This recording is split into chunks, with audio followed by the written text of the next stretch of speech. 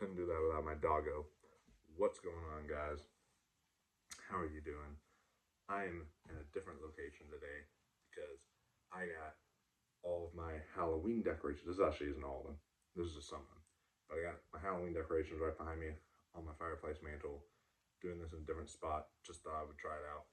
See what you guys think of it. October is here, guys. We are doing horror reviews for y'all.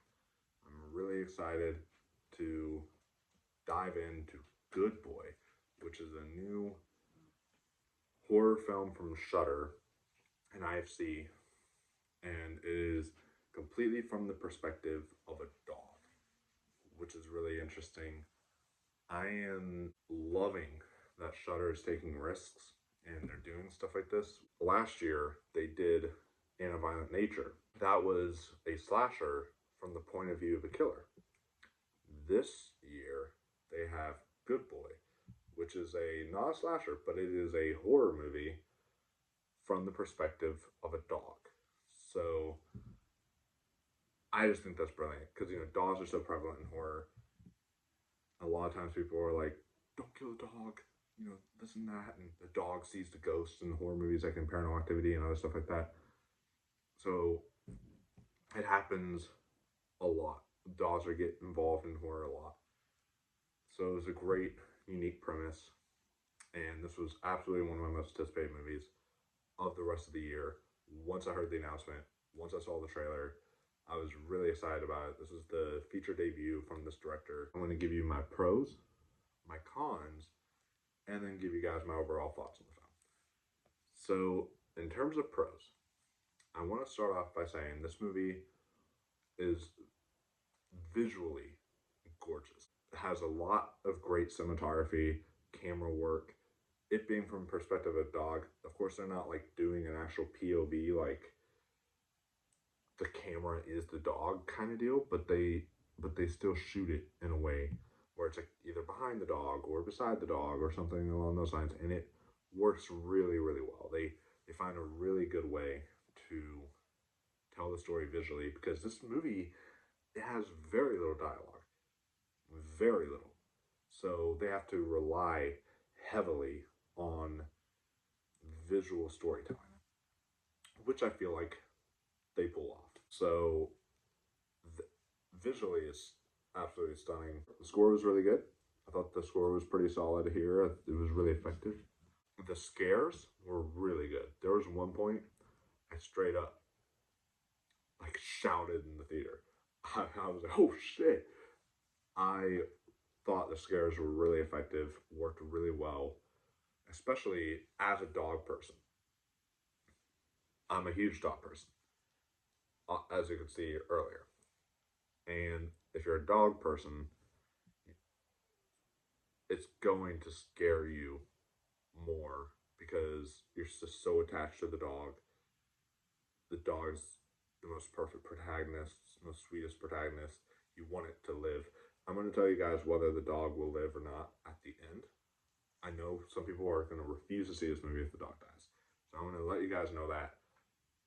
Just know once you get to the end of the review, I'm going to spoil that for y'all. Just because I know that's going to be a big thing that is going to turn people off. Trust me, it will turn me off too. That's why I had to find out ahead of time. If you're not a dog person, first off, you suck.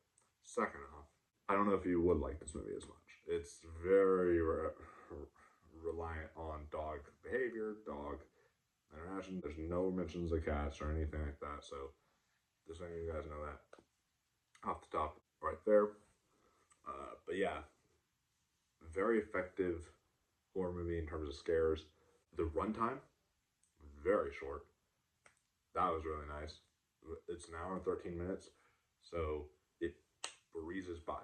You don't even feel any sort of length or anything. Within a Violent Nature, that felt long. It was like an hour or 45, and that felt long. But this one just breezes on by very quick. Might be the shortest theatrical, like wide theatrical release we've had in quite a while I can think of. Loved that it was short and sweet and to the point. And also the actual performance from the dog. So this movie took him about 3 years to make. It was a kind of a heavy process. They did a whole behind the scenes thing after the movie was done. It was about 3 years to make, and it was the owner working with his dog, training his dog to, doing all this fun stuff. And they showed behind the scenes on how it worked. But the dog is maybe the best actor of the year. That dog looked terrified. And what's funny is the dog didn't even know that he was even in a movie. The dog's name is Indy, which is very personal to me because I had a male dog named Indy. Indiana Bones is what we called him. And he passed away, and I loved him to death. He was a sweetheart. Indy in this movie had no idea that he was even in a movie. He was just thought the owner was playing with him, thought the owner was doing all this.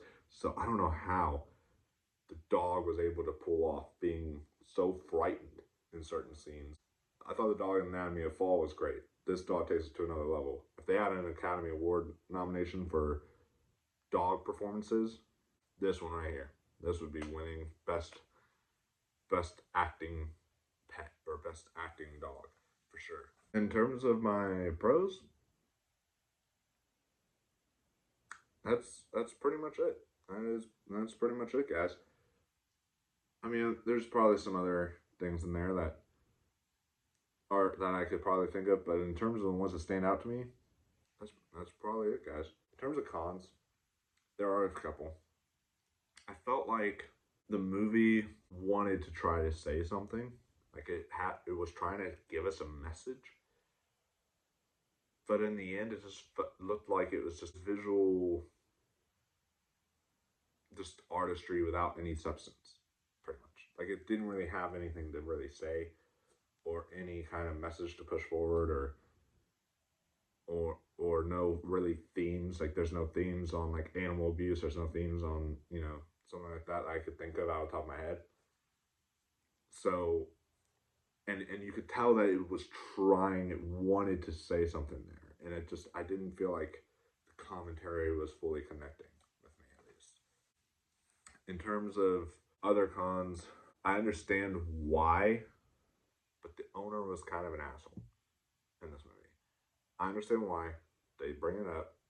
He was an asshole. He didn't need to do some of the stuff he does, but he did it anyways. There is some stuff.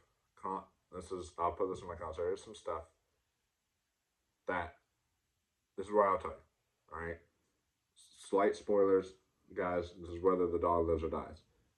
The dog does live, but the dog faces a lot of peril.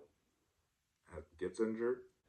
There's something else involving another dog that might trigger some people. So I'm just letting y'all know that there is still some really dark stuff involving dogs in here, and some of it really got to me. This movie really shook me in a way because I'm such a dog person, and kind of broke me. So I just want to let y'all know that right off the top. There's definitely some stuff in there that's going to be kind of triggering. There's some things that, because it's so short and because there's no dialogue, they can't really develop anything. This is just kind of watching a dog. It does feel repetitive a little bit. That's another issue, is it does feel repetitive, and it gets repetitive after about 45, 50 minutes or so. More like 45. Once you're 45 minutes and you're like, okay, I know where this is going. This is copying the same beats here. But overall, I was very pleased with Good Boy. I thought Good Boy was a very good boy. What did you guys think of Good Boy? I don't know when it's releasing on Shudder, but go see it in theaters if you can. Again, it's very short. If you guys want to see a horror movie this month, we have other horror movies coming out, which I will cover on the channel. But if you guys want to support horror this month and see some horror in theater, go check out Good Boy in the cinemas. It's definitely worthy of a big screen kind of experience for sure. And I hope this director does more, and I will be there day one to see whatever else this director does for sure. So that's pretty much going to be it for the review, guys. Let me know down below, what did you guys think of good boy. Love to hear your thoughts. Are you going to see it this weekend? There's a lot of other great movies coming out. Ari's going to be reviewing The Smashing Machine for you guys. Anemone is going to be having a review up on the channel. So a lot of really good movies outside of just horror, but also we're going to also be covering horror for you guys all month long. So stay tuned for all that. Subscribe to the channel.